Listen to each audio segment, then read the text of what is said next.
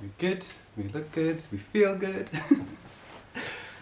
Hello everyone, this is Jonathan from Jonathan's Days. This is a knitting podcast here on YouTube, and I am a knitter who lives in London, and this is where I share all the bits and pieces that I get up to in my little knitting world. This is episode 5. It's crazy to think that we've gotten to 5 episodes. I feel very accomplished to have gotten through this many. So it's been a couple of months now. I apologize, it's been a month rather than my usual 3 weeks, but last weekend when I was meant to film was just really busy and I just didn't get a chance to plan everything because I want everything to be very smooth and sleek for you guys so you can enjoy, and I'm not scrambling to get things together for you. But let's jump right in, because last time it was all finished objects, I think. So this time it's going to be all WIPs and plans, because I've had a month to get a lot done. So I'm very excited to share with you. So let's get into it. First of all, I'm going to pull out the swatch, which should be probably right at the very bottom of this project. Okay, here we go.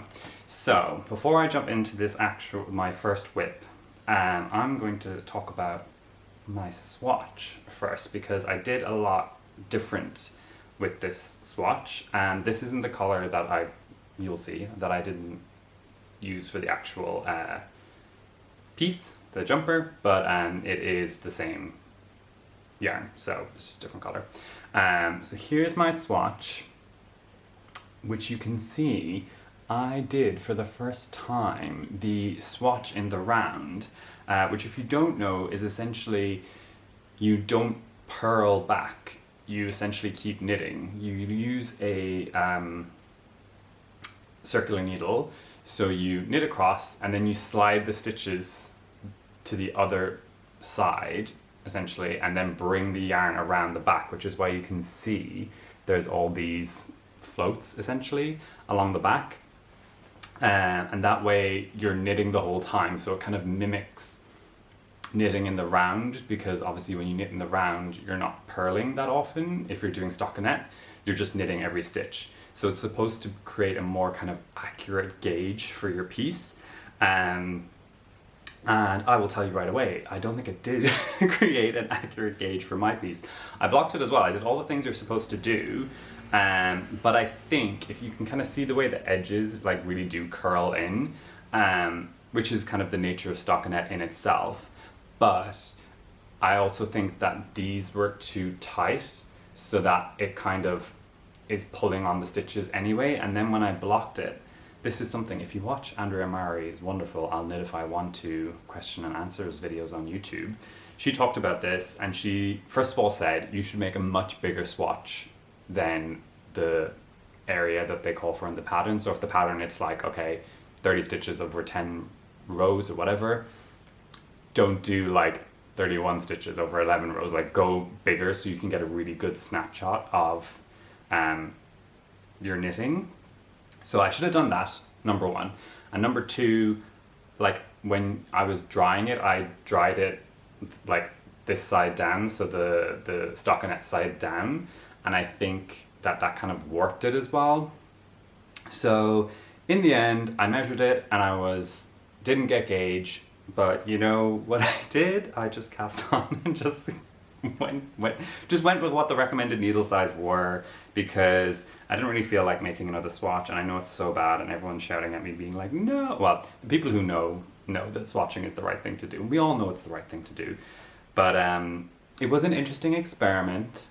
When I'm doing my next jumper, I will swatch again in the round, but much bigger, and do it properly so I can make sure that I'm getting an accurate gauge. What I will say, one thing Andrea mentioned in her video as well, is that when you're drying the swatch, an idea is to cut this so that you can lay it out flat and dry it, and kind of, people say not to pin your swatches because then obviously you're not getting an accurate reading, but it probably is good for it to lay flat. But I don't want to waste yarn, so I always kind of think of the gauge swatch, worst comes to worst, I can use this again for something. This is a decent chunk of yarn, especially when you're bringing the floats around the back. So So that was an interesting experiment. I'm glad I did it. I'm glad you know, with everything with knitting, you do kind of learn something with every single project, something small. Yeah, but yes, interesting swatching in the round for the first time. This yarn is the Tilla color of the Garthenor Beacons, which is the yarn that I've used for the jumper, which I'm going to show you now. I spoke about it in the last episode, and it's in my Hide and Hammer bag, and it's very full now because it's been a month, and you knew that I was going to cast this on like as soon as the other episode finished. So I'm very happy with how much progress I've made. Oh god, it's rattling. There's things going on. Okay, cool. So this is my, let me hold it right back. This is my Beauceron sweater by Vincent from Dells, and it is in the Garthenor Beacons, and the two colors are marble and holly.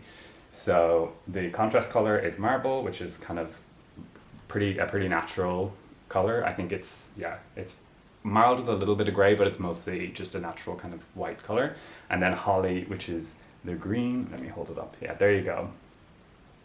So it is a very dark green, like being called holly. You can tell it's, when I hold it back, it's quite dark. But when I hold it back, it's quite dark. But in sunlight, in strong light, it does read green. At night, it does read black. So I will say it's been interesting. I think it's probably the darkest yarn I've ever knitted with.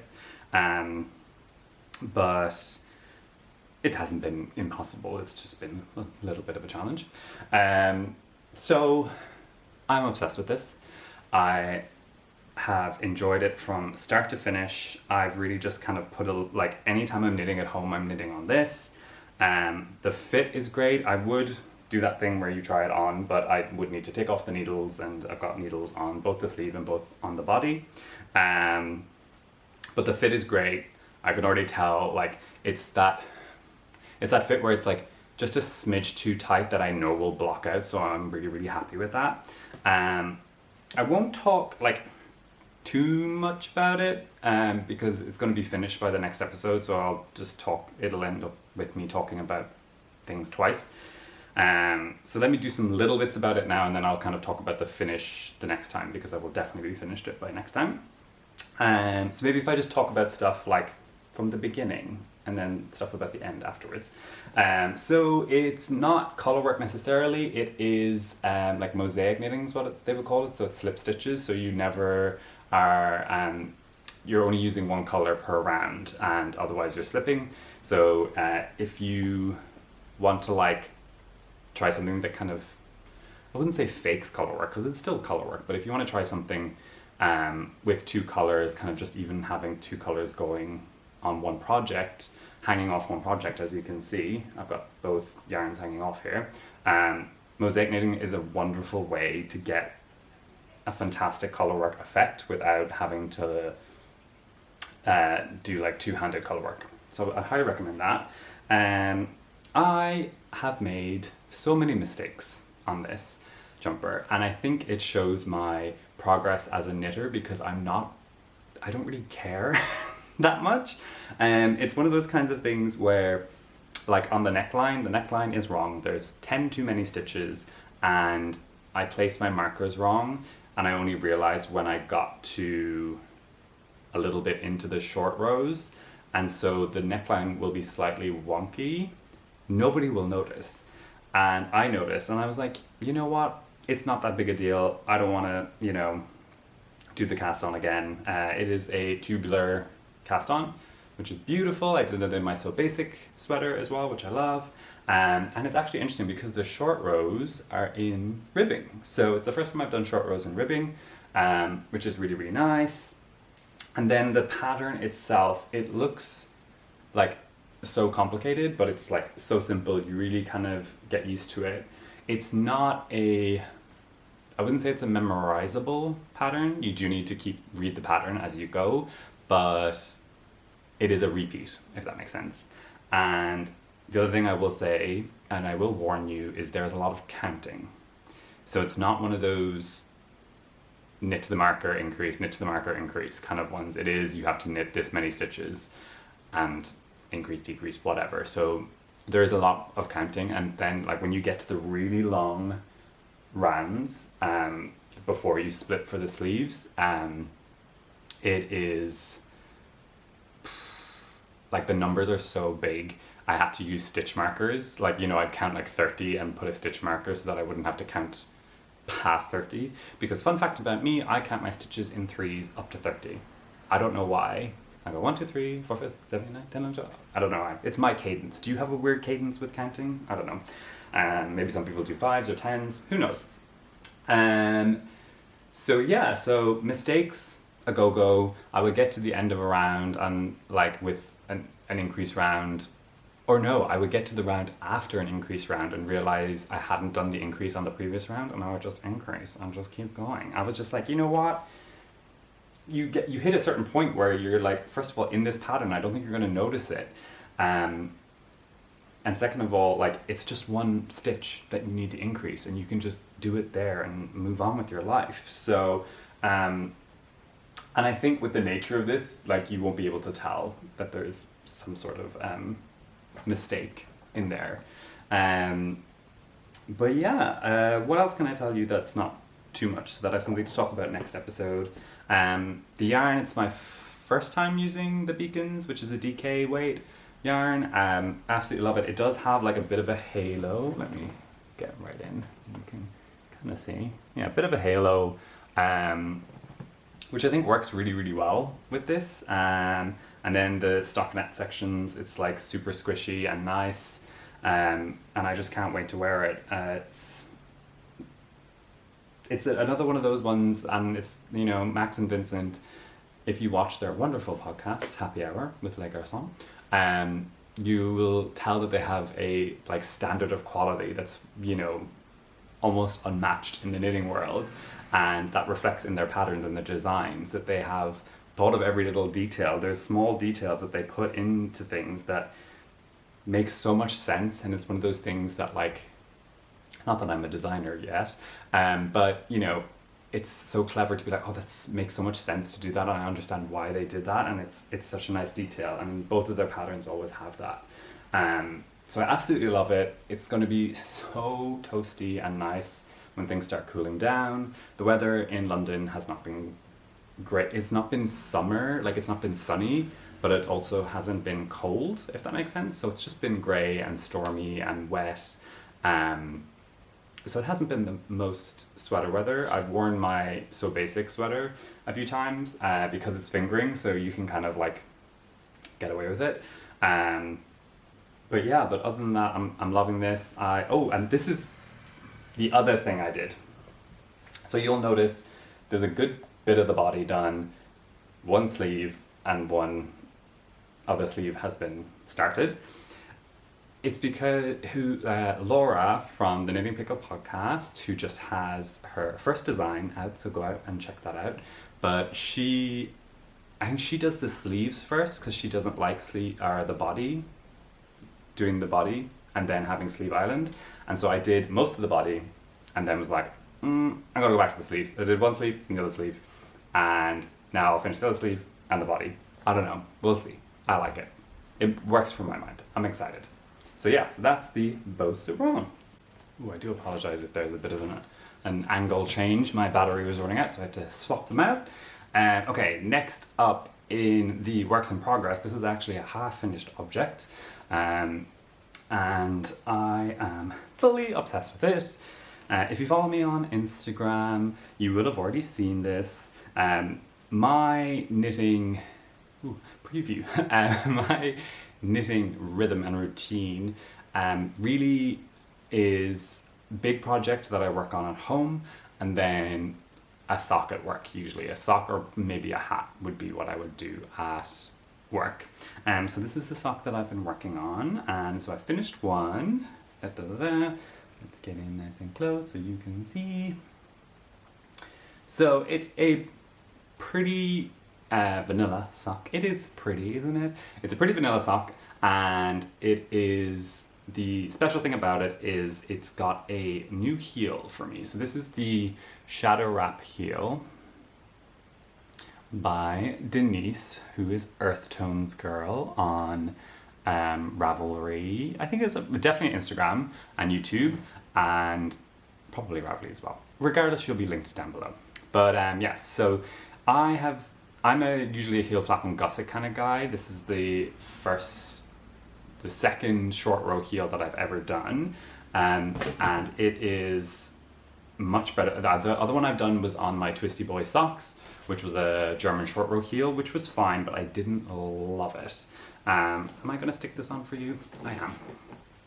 So this one is, I've heard that I've never done the Fisher's Kiss heel, but I've heard that it's similar. There you go. Look how cute it is. So it is, I've heard it's similar to a Bishop's Kiss heel. The great thing about it is that it's symmetrical on both sides, so there isn't kind of a difference between the two sides, which is really, really nice. It's super comfortable in my few try-ons that I've done, and it's great because I've done this sock toe up, and I like to think that I am a cuff down kind of person, but because my lunchtime knitting at work is very it's got to be stockinette or stockinette adjacent, because I have an hour, I eat my food, and then I just like to sit and chill and just do some knit stitch literally for 45 minutes. So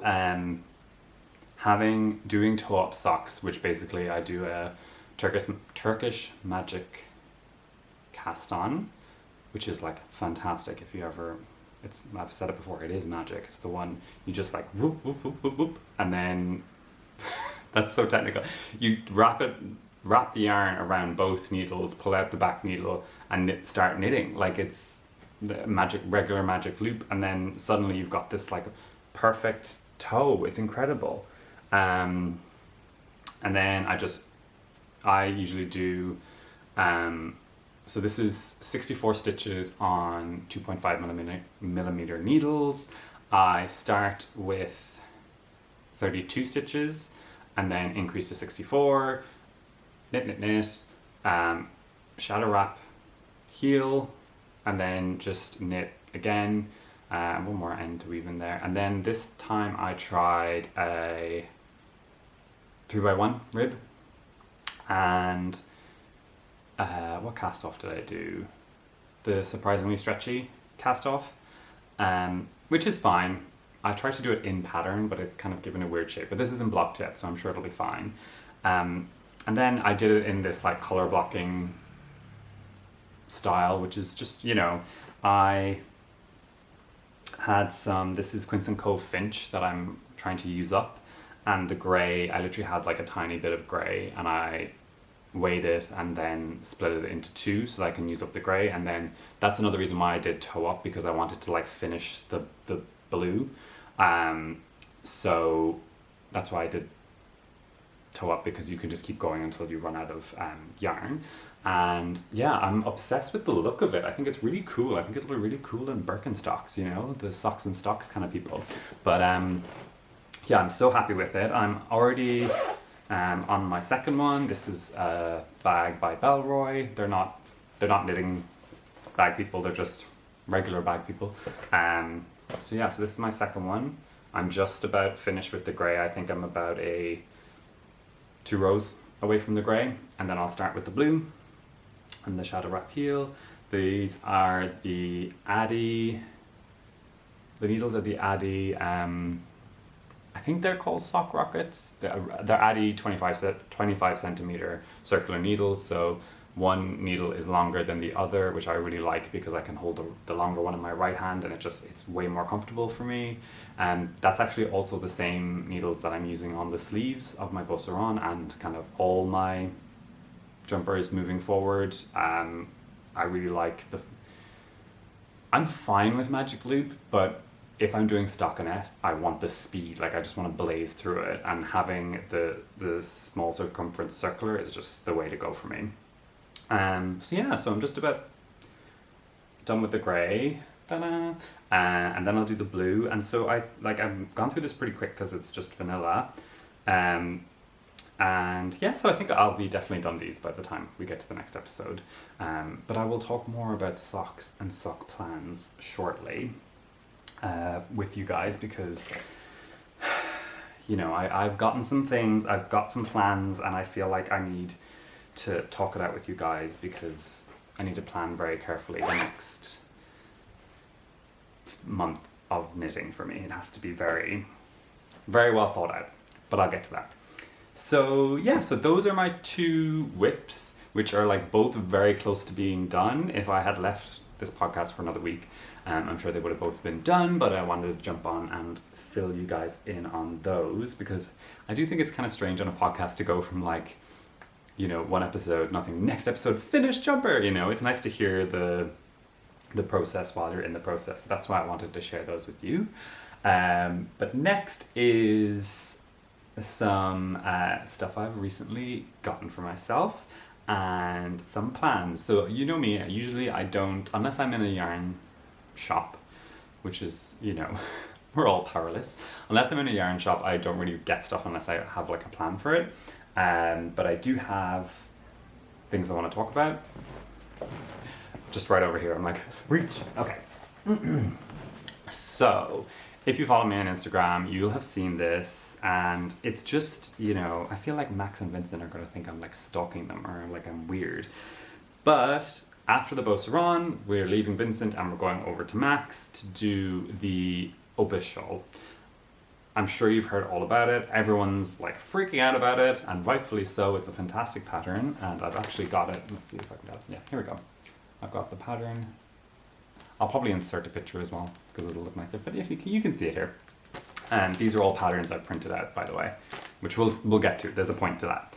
But it's this fantastic shawl, like super geometric design with slip stitches again, similar to the way the Beauceron. I think it's like more mosaic knitting, so again, it's not two-handed color work or anything like that.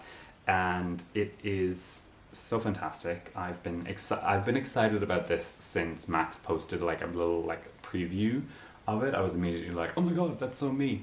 Because if you've watched earlier episodes, you'll know that I did the kinship shawl, and like that again is like, it's like super geometrical. Like I love those knits that kind of look not like knitting but are geometrical. It's very cool. So I'm super excited about it, and it's knit in the pattern calls for Walcot Yarns Opus, which, if you've watched previous episodes, is actually what I'm using to make the Snowfield cowl that's also by Max, which I have not forgotten about. I put it like 2 or 3 rows in it the other day, and I was kind of like, I'm going to wait for it to get colder to do this. I do still love it, but I will finish it when it gets a bit colder. So yeah, so it's in Opus, so I've got Opus here. It's 4 colors, so it's 1 main color and 3 contrasting. Oh gosh. Let me arrange them so they're nice and pretty for you guys when I hold them up to the camera.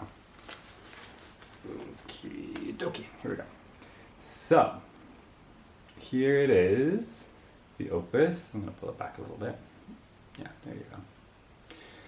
These are the 4 colors I've chosen.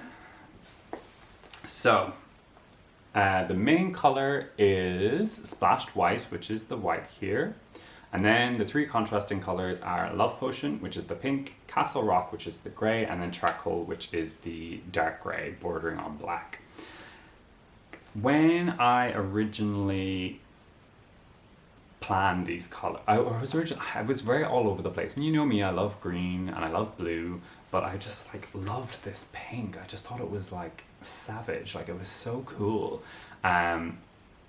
It's such a pop, so I really liked the idea of doing like the monochrome with a pop. And so the Splash White is the main color, so that's kind of what you'll see the most. And the 3 contrasting colors, there's tiny little ridges that are the kind of smallest amount of contrast color. And originally I was going to do the Love Potion as just the small little ridges, so you'd have the white, the grey and the black, and then just tiny little flecks of pink. But then I got it in my hands, and I was like, ooh, I think this needs to like feature a bit stronger in the piece. And also if I have more of these colors left over, I'll definitely use them. Whereas if I have tons of this left over, I'll probably struggle to find something to make. So I think this is probably going to be the strongest contrasting color of the three, or well, the one that features the most. So I'm super excited to cast it on. I probably would have, there is a cal going on with a yarn story / Walcot yarns, and Max and Heidenhammer. There's a cal going on which started on Thursday, and I was so ready to like, you know, put the pause on the Beauceron and just like put a few repeats into the shawl, but then I was kind of all ready to go. And then I realized I didn't have the needles. And it's one of those things where you like just assume, because like the needle sizes that are all in the kind of 3 to 4.5 range, I feel are the ones I use the most, like a lot of DK and fingering. And so I feel like I have them all, like I have all varieties and I have an interchangeable set. So like I assumed I had the size and I didn't. And I realized on the day, I think it was on the day of the cal, I realized, and so I immediately ordered them. So I'm still waiting for them, so I can't cast on yet.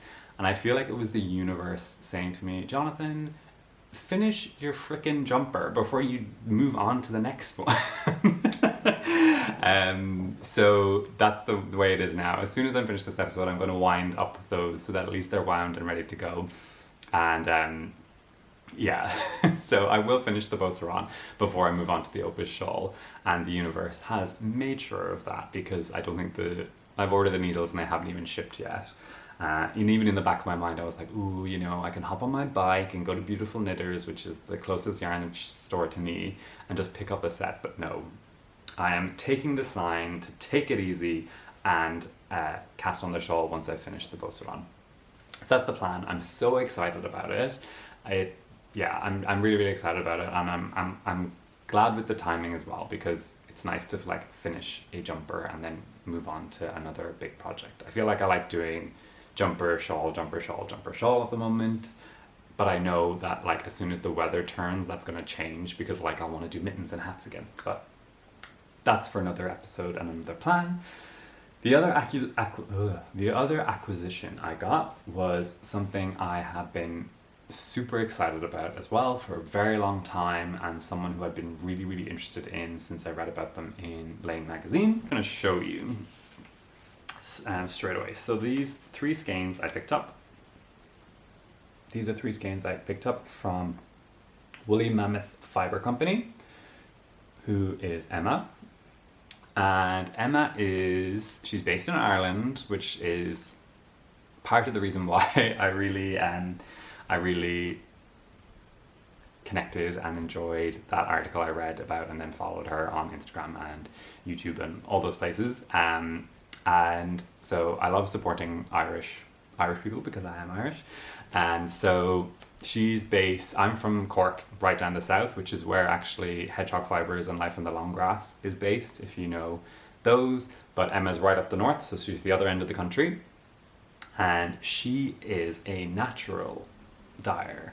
And so if you know me, you'll kind of get the sense that I tend to work with non-superwash, or like as natural as I can get yarns, because for me knitting is like slow fashion, and it's really, you know, meditative, and we really take in every single thing we make. And so I want to make sure that everything I make kind of, you know, is as natural as it can be, so that it can kind of go back into the earth when we're all long gone. And I don't know why, it's just kind of something I feel about my knitting. So Emma's work really like resonated with me, because, you know, she's not only like using non-superwash, she's also dyeing with natural dyes. And I will say, like, her palette is beautiful. It's like, you know, beautiful, like pastel, like really like dreamy, gorgeous, warm, earthy. Like if you think like, oh, these are all naturally dyed, like the palette absolutely matches. Will say it's not like I'm not really a super earthy tone kind of guy. So when this came along, which was her indigo dye, I was obsessed because obviously it's like blue, which I love. So this is her, well, these two obviously are indigo dyed, and then this is more, I don't know if there's any dye in it. The color is called Jasmine, so it's either a non, like what the base looks like, or it's just very slightly dyed. And these are all the natural sock, 50% BFL, 50% Chevrier wool, source spun and made in the UK. So the fibre origin is from the UK, and then it's dyed in Ireland. And this indigo dye is super special. So it comes with like a special card, because indigo dyeing it's different to like other dyes. So there is like a chance it can like crock, which means it can kind of come off on your hands or your clothing, similar to like jeans. If you get like a fresh pair of jeans and then you have a white t-shirt or even white socks, it can come off. So it's similar to that. So I got this color, which is Jasmine, which I mentioned, and then this is the mid indigo, and then this is dark indigo. And I got them with no idea what I wanted to do with them, but I just couldn't resist. I thought they were so beautiful. So I got the three, and the plan for these, which struck only recently, is to do Stephen West's Cafe Knitting Shawl, which is a faded shawl. And I know these won't fade the way some other like fade kits or faded yarns will, but I think it will be really freaking cool to have these go through the piece like this. Now I do want to make the tiniest of tiniest swatches with each of the colors, because obviously we've just heard about the crocking from the indigo dye, and this is obviously a very light color. So I'm going to do a tiny swatch and just see if like the dark one especially affects this one. Worst case scenario, I could steam block, I guess.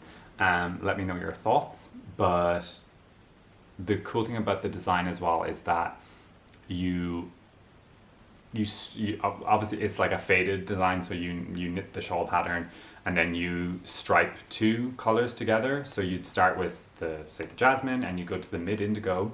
You'd stripe them until you run out of jasmine, and then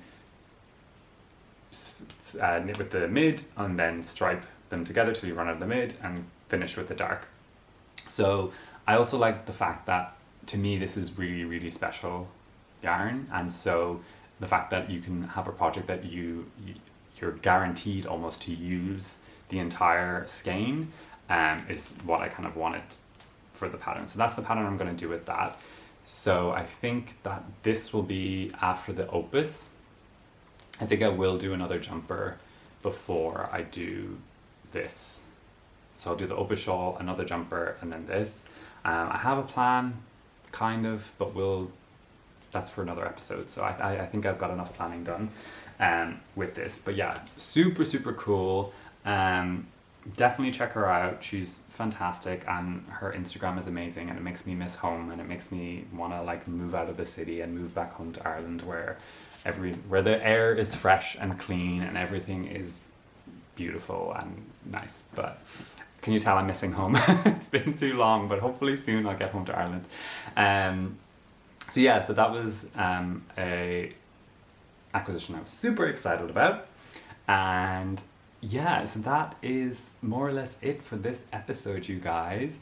As regards knitting, in the comments in the last episode, I always like to ask what you guys are working on. So there's always, something for me to find or something for me to look up or something that gets me inspired from the comments. But someone actually mentioned in the last episode that they were frogging.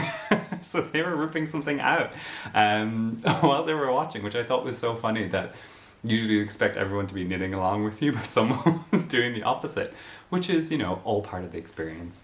And I thought that made me laugh.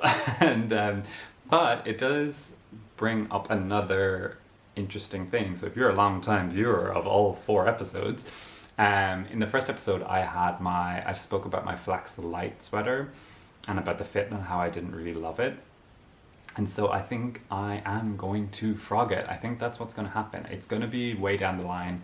It's not something I'm planning on doing this year, but I think I'm going to frog it because, between my So Basic and my Beauceron and my very first sweater that I ever made, I think about wearing them all the time, but I don't think about wearing that flax light. So, speaking of Vincent, he, in the most recent episode, wore a Wool and Honey by Andrea Mowry, and if you know that pattern is knit in the yarn that I used for the flax light, which is Brooklyn Tweed Loft.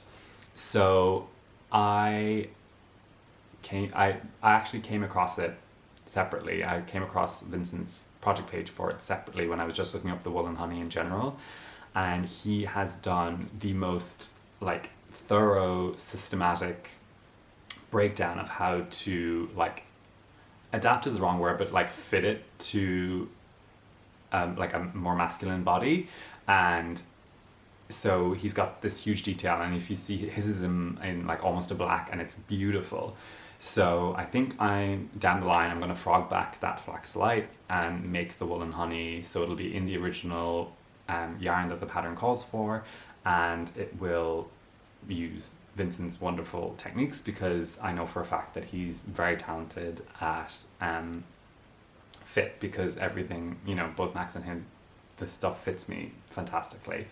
So that is a plan that all the plans, you guys, for frogging. So there will come a time when I too will be frogging, watching an episode of my favorite podcasts out there, which would be great. Thank you so much to everyone who commented on liking the fact that I'm zipping around London on my bike.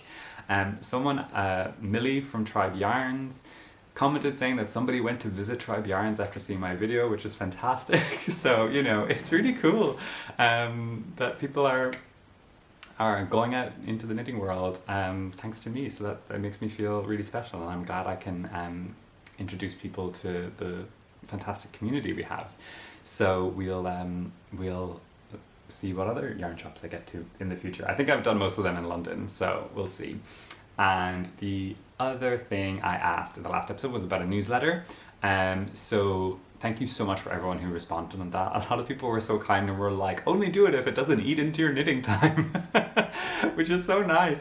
But so the plan is, when this episode is going live, I will have a website launching. So it will be jonathansdays.com, and that will be my website. So on that is going to be a blog, and there'll be a couple of posts up when this episode goes up, as well as links to these episodes as well. So the plan for the time being is to do the blog, and I will post any new posts in the description of this video as they come up, with a view to eventually starting up a newsletter. People have asked for yarn reviews, would be really interesting, more shop reviews. All my coffee drinkers, thank you for shouting out. I love you. We're the same. We love it. I can't wait to have a coffee after this episode.